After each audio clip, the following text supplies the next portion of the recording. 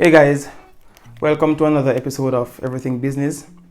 I will now be continuing, the double entry system.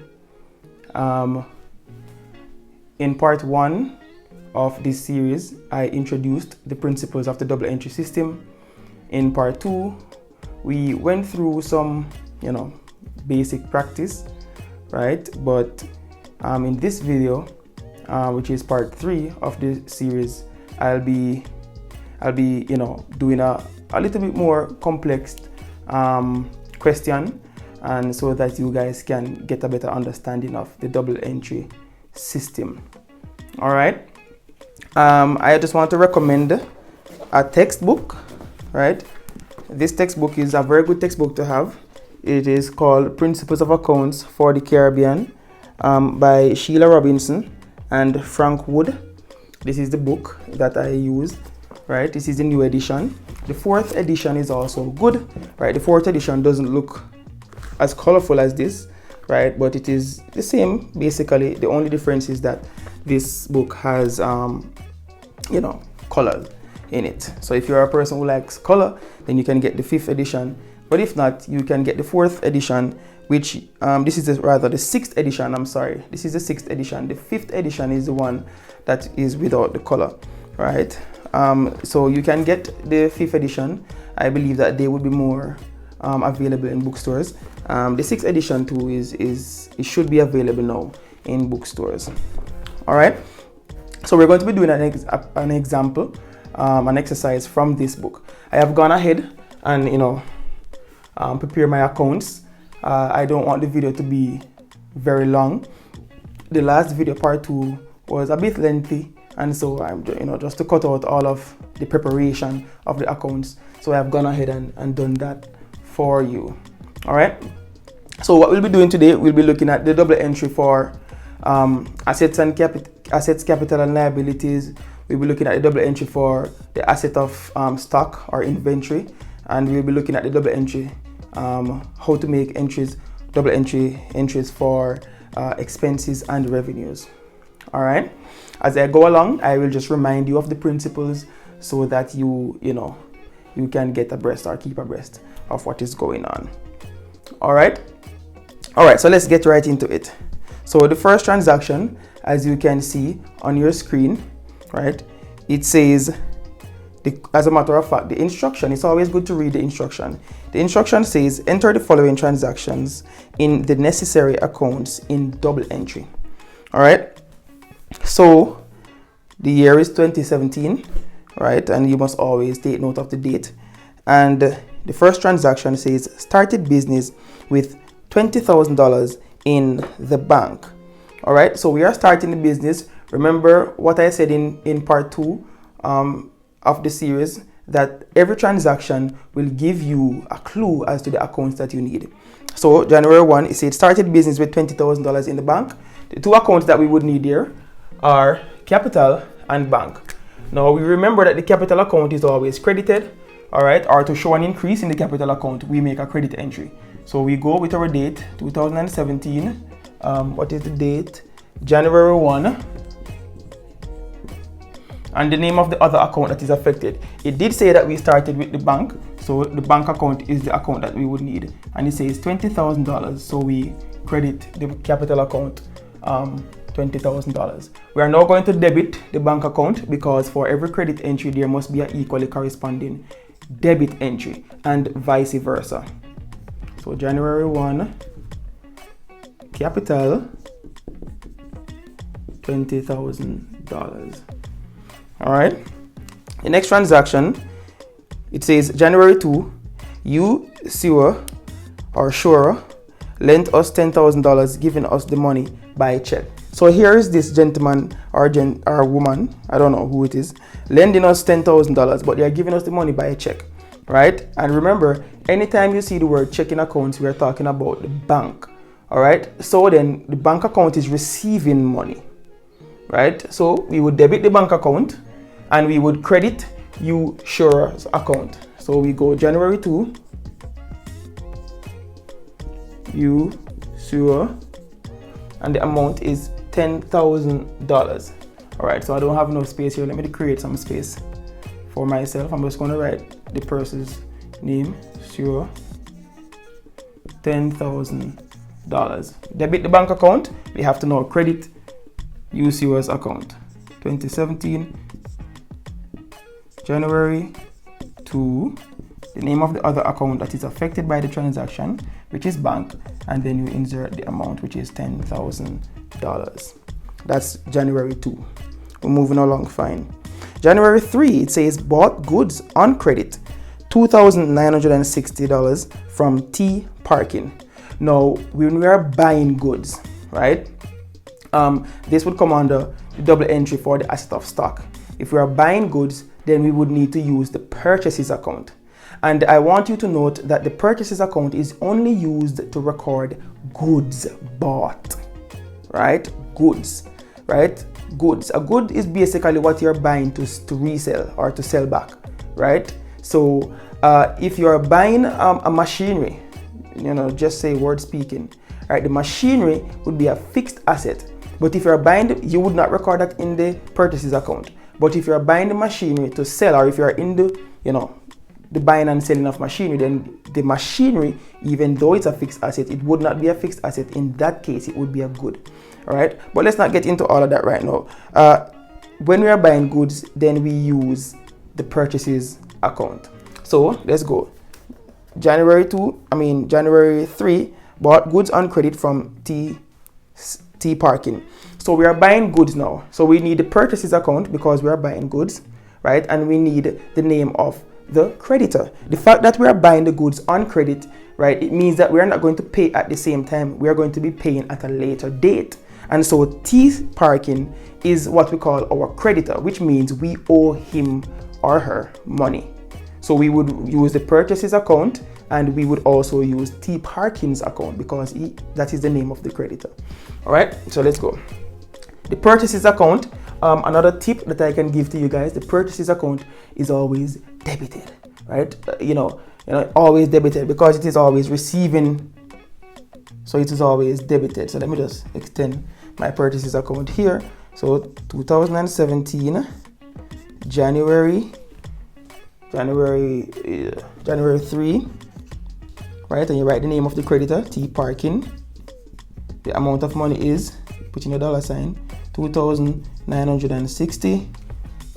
For every debit entry, there must be a credit entry. So I have T Parking's account here, 2017, January 3, purchases, and the amount of money, $2,960.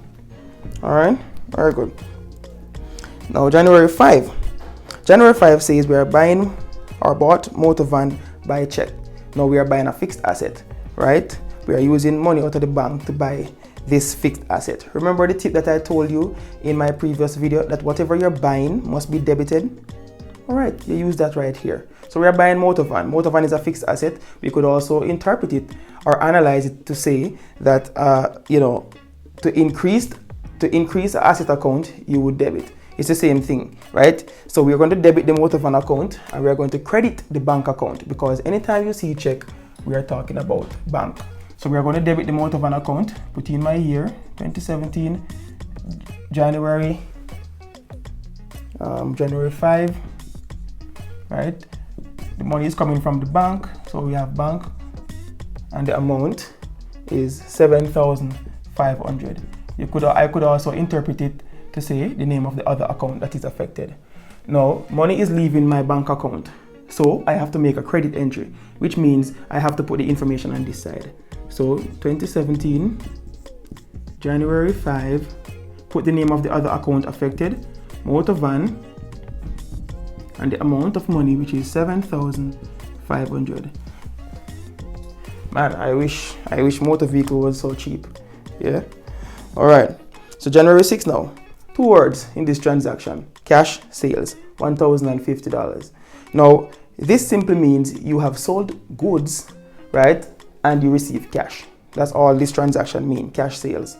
So you're selling goods and you receive cash, right? The 2 accounts that you need, it's obvious, it's right there in the transaction: cash account and the sales account. Now the sales account is an account that we use to record goods sold. Goods sold. The emphasis there is on goods, right? So if we are selling a fixed asset, then we would not use the sales account, only when we are selling goods. All right.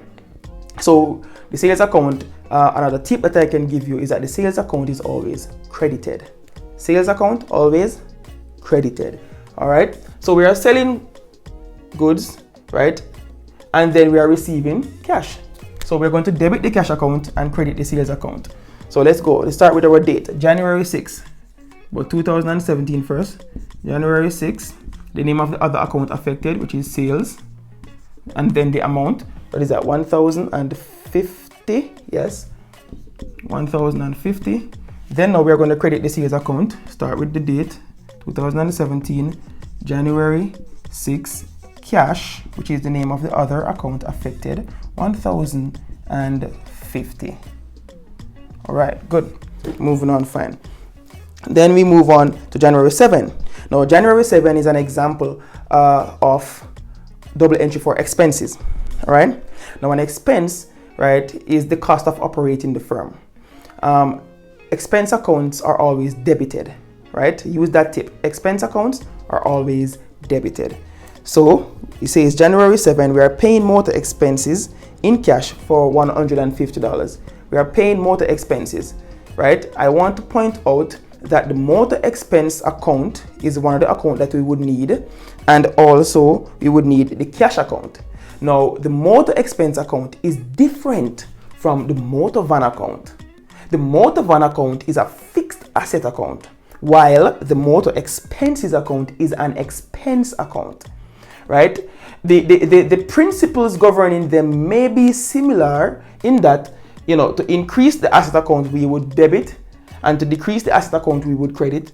The same principle would apply to the motor expense account, right? In that to increase the motor expense account, we would debit, and to decrease it, we would credit. However, there are two different types of account, and when we reach to the final accounts, we would realize that we would treat these accounts differently. All right, so please remember that.